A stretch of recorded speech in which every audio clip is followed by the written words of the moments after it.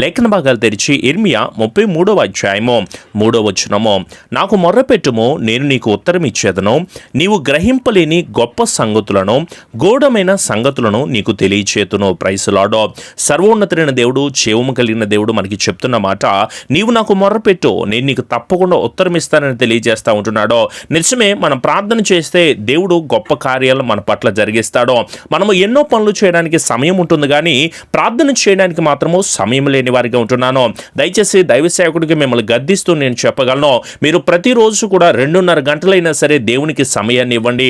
ప్రతిరోజు కూడా దేవుని ఆరాధన చేయడానికి మీరు సమయాన్ని ఇవ్వండి. దావీదు ప్రతిరోజు ఆరాధన చేసేవాడో. దావీదుకు ఏ పనులు లేవంటే, రాజ్యరికాన్ని దేవుడు చేతిలో ఉంచున్నా, దావీదు రాజుగా ఉంటున్నా సరే, తన రాజ్యాన్ని పరిపాలన చేస్తున్నా సరే, ప్రతిరోజు దేవుని ఆరాధించడానికి, దేవుని స్తుతించడానికి, దేవుని ప్రార్థించడానికి ఎక్కువ సమయాన్ని ఇచ్చేవాడో. దేవుని వాక్యం చదవడానికి, ధ్యానించడానికి కూడా మీరు ఎక్కువ సమయాన్ని ఇవ్వాలి. దేవుని వాక్యాన్ని చదవలేదా యేసు ప్రభులు వారో? మనం కూడా ప్రతిరోజు వాక్యాన్ని చదవాలి. ఆ వాక్య ప్రకారంగా నడుచుకోవడానికి ఎక్కువగా మనం ధ్యానించే వారిగా ఉండాలి. అలాగే దేవుని పని చేయడానికి కూడా మనం ఎక్కువ ఆసక్తిని కనపరిచే వారిగా ఉండాలి. సువార్తను ప్రకటించడానికి మనము సమయాన్ని ఇచ్చేవారిగా ఉండాలి. దేవుని మందిరానికి వెళ్ళడానికి, దేవుని ఆరాధన చేయడానికి, దేవుని సన్నిధిలో మనం గడపడానికి, దేవుని మందిరంగా మనమందరం ఏర్పాటు చేసుకుంటూ ఉంటున్నప్పుడు, దేవుని సన్నిధి అనే లైవ్ ఆరాధనలో మనమందరం కూడా కలిసి ప్రభునామాన్ని మరి ఎక్కువగా మహిమపరిచే వారిగా ఉండాలి.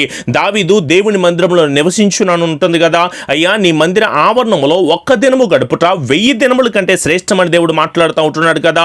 యాకోబు ఎక్కువ సమయాన్ని దేవునికి ఇచ్చాడు, దీవెనలు పొందుకున్నాడు. ఏశావు సమయాన్ని ఇవ్వలేదు, ఏమైపోయాడు చెప్పండి? శాపగ్రస్తమైన జీవితాన్ని పొందుకున్నాడు. గెహజీ మాత్రము సంపాదన కోసమో తనకు అధికమైన సమయాన్ని ఇచ్చాడు, ఏమైపోయాడో? చివరికి వ్యాధితో, రోగముతో ముత్తబడే వారిగా ఉంటున్నాడు.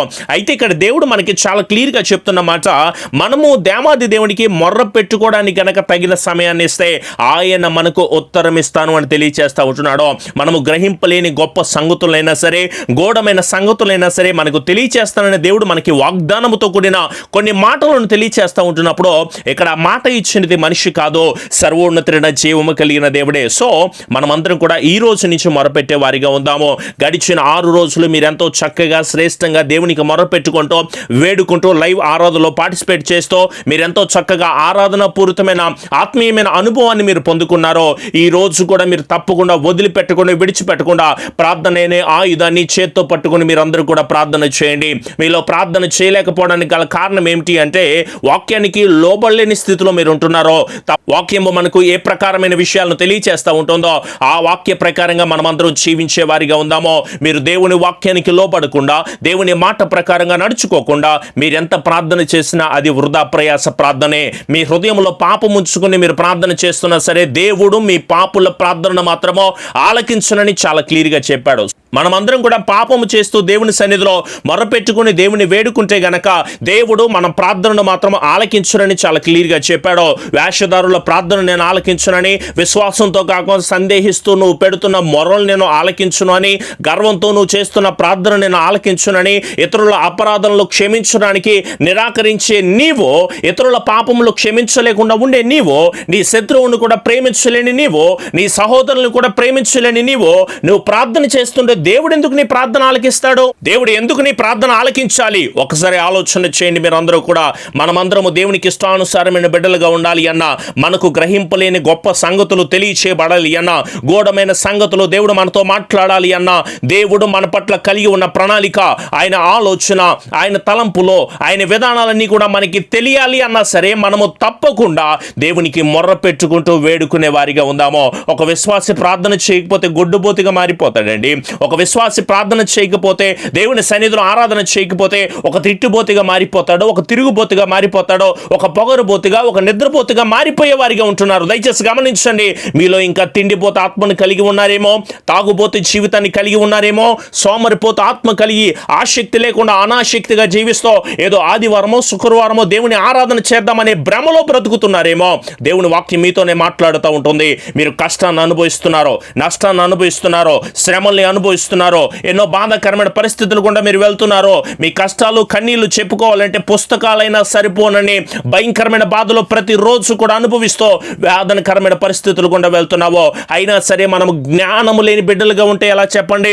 లోకస్తులు కూడా అలాగే జీవిస్తున్నారు, మనం కూడా అలాగే జీవిద్దామా? అవమానాలు పొందుకున్నామని చెప్తున్నావు. బ్రదర్, నేను ప్రతిరోజు ఈరోజు దుఃఖంతో ఉంటున్నానో, నాకు ఈ కార్యాలు జరగట్లేదో, నాకు ఈ పనులు జరగట్లేదో, నేను అనుకున్న రకంగా కార్యాలు జరిగించబట్టలేదు అని చెప్పేసి బాధపడుతూ ఉంటున్నావో, కుటుంబంలో వేదనలు బ్రదర్, అనారోగ్యాలతో ఉంటున్నానో, అవమానాలతో, నిందలతో, శ్రమలతో, వివాహాలు లేక, జాబులు లేక, గర్భఫలాలు లేక నా బిడ్డలు పాడైపోతున్నారండి, అనుకున్నది జరగట్లేదండి, ఎన్నో రకాలైన కోర్టు సమస్యలతో, అక్రమ సమస్యలతో, ఎన్నో వేదనకరమైన పరిస్థితుల్లో నేను ఉన్నానయ్యా అని చెప్పేసి ప్రతిరోజు కూడా బాధపడుతూ ఉంటున్నారు కదా.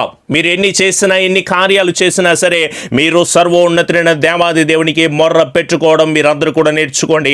దేవుడే కృపను దయచేస్తారో, ఆయనే మనకు ఎన్నో విషయాలను, ఎన్నో అమూల్యమైన విషయాలు, ఎన్నో దర్శనాలను దేవుడు మనతో మాట్లాడతాడు. కానీ మీ కడుపే మీకు దేవుడిగా కనిపిస్తూ ఉంటుందేమో, చాలా జాగ్రత్త. మీరు తప్పకుండా ఉపవాసం ఉండండి. శుక్రవారం లేదు, శనివారం లేదు, ఆదివారం లేదు, ఏ రోజు తేడా లేదో వరుసగా 21 రోజులు ఖచ్చితమైన ఉపవాస క్రమాన్ని మనమందరం పాటిస్తూ దేవుని పాద సన్నిధిలో మనము వేడుకునే వారిగా ఉందాము. ఒకవేళ మీరు ఇంకా దేవునికి లోబడలేని స్థితిలో ఉంటుంటే మరొకసారి దైవ సేవకుడిగా మిమ్మల్ని అందరినీ ఆహ్వానిస్తూ ఉంటున్నాను. రండి, మీకున్న గర్వపు మనస్సును మీరు వదిలిపెట్టండి. మీ ప్రార్థనలు తగ్గించుకుని మీరు ప్రార్థన చేయండి. మీ చెడు మార్గములన్నిటిని మీరు వదిలిపెట్టండి. పరిశుద్ధ జీవితాన్ని మీరు జీవించండి. పాప సహితమైన జీవితంలో ఇప్పుడు దాకా జీవిస్తూ ఉంటున్నారేమో. మన దేశము స్వస్థపడాలి అంటే ప్రార్థననే పట్టుదల కలిగి విసుగక మనం ప్రార్థన చేస్తూ, ఆసక్తితో మనం ప్రార్థన చేస్తూ, ఉపవాస ప్రార్థన చేస్తూ, ఒక నిరీక్షణ కలిగిన వారమే అంతము వరకు నమ్మకంగా ఉంటూ పరలోక రాజ్యము చేర్చబడేంత వరకు కూడా నమ్మకమైన బిడ్డలుగా మనం అందరం కూడా జీవించే వారికి ఉందాం. వ్యాధులు ఉన్నాయని, రోగాలు ఉన్నాయని, అనారోగ్యాలు ఉన్నాయని, అప్పులు ఉన్నాయని, కష్టాలు, కన్నీళ్ళు, నా కుటుంబంలో ఎన్నో రకాలైన బాధల బ్రదర్ అని చెప్పేసి ఎంతో బాధపడుతున్నావో, వీటి విషయమే నువ్వు కంగారు పడవలసిన అవసరం లేదో. నా దేవుడు మిమ్మల్ని పూర్ణులుగా చేసి స్థిరపరిచి వాటన్నిటి నుంచి పూర్తి విడుదల తప్పకుండా దయచేస్తాడు. కానీ మీరందరూ కూడా నా దేవాది దేవునికి 2 హస్తాలు ఆయన వైపు చాచి కనుక మీరు ప్రార్థన చేస్తే గొప్ప జయాన్ని మీరందరూ కూడా పొందుకుంటారు.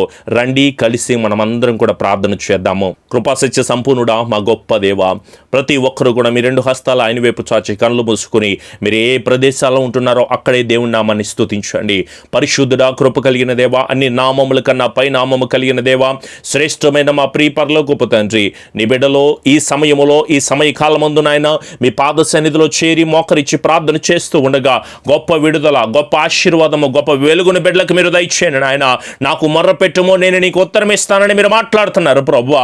మేము గ్రహించలేని మా భవిష్యత్తులో ఏ కార్యాలు చేయాలో, ఎలా వెళ్ళాలో, ఎలాంటి నడవడికను కలిగి ఉండాలో, మా భవిష్యత్తు ఏ ప్రకారంగా నడుచుకోవాలో ప్రభువా అర్థం కాని దయనీయమైన పరిస్థితుల్లో బిడ్డలు వెళ్తూ ఉండగా ఒక్కసారి మార్గాన్ని చూపించండి. సకల దురాత్మ శక్తులన్నీ కూడా యేసు నామములో లయం అవడానికి నీ బిడ్డలను అడ్డగిస్తూ, నీ బిడ్డలు దురాత్మ శక్తులతో పీడించబడుతున్న ప్రతి ఒక్క నామమును, ప్రతి ఒక్క క్రియను, ప్రతి ఒక్క దురాత్మ శక్తులన్నిటిని కూడా యేసు నామములో బిడ్డలకు పూర్తి విడుదల కుటుంబాలకు దయచేయండి నాయన. నెమ్మదితో, సమాధానముతో, కోర్టు సమస్యలతో, వివాహాలని, జాబులని, గర్భఫలాలని, జ్ఞానము లేక ఎంతో బాధపడుతూ, భయపడుతూ, వేదనకరమైన పరిస్థితుల్లోని బిడ్డలందరూ వెళ్తూ ఉండగా నాయన ఒక్కసారి మీ విడుదల బిడ్డలకు మీరు దయచేయండి నాయన.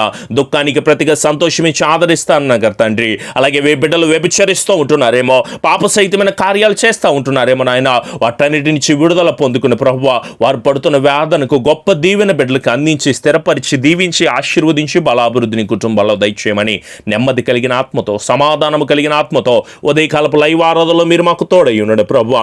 నీ బిడ్డలు ఉపవాస ప్రార్థన చేస్తూ ఉండగా వారి ప్రార్థనలకు తగిన ప్రత్యుత్తరాన్ని మీరు దయచేసి దీవించి ఆశీర్వదించమని, అలాగే రాత్రికాలపు కుటుంబ ప్రార్థనలో మీరు దైవ సేవకుడు ఈ కుటుంబాలన్నిటి గురించి మీ పాదాల సన్నిధిలో ఉంచుతూ ఉండగా ప్రభువా మీ కృప, దీవెన, ఆశీర్వాదం వారి కుటుంబాలు మీరు అందించి, స్థిరపరిచి, బలాభివృద్ధిని, నెమ్మదిని, సమాధానాన్ని వారి కుటుంబాల్లో అందించి ఆశీర్వదించమని, అలాగే ప్రభువా మందిర నిర్మాణాల విషయంలో, ఆత్మీయ తల్లిగారి ఆరోగ్య విషయంలో కూడా ప్రభువా సకల ఆశీర్వాదములు, దీవెనలతో నడిపించి, స్థిరపరిచి, కృపదయచేసి ఆశీర్వదించమని మా ప్రియ రక్షకుడైన యేసు నామములో అడుగుచున్నాము తండ్రి.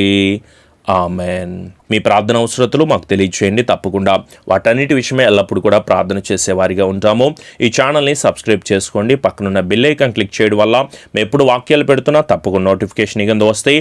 అలాగే ఈ వాక్యాన్ని మీ స్నేహితులకి, బంధువులకి తప్పకుండా షేర్ చేయండి.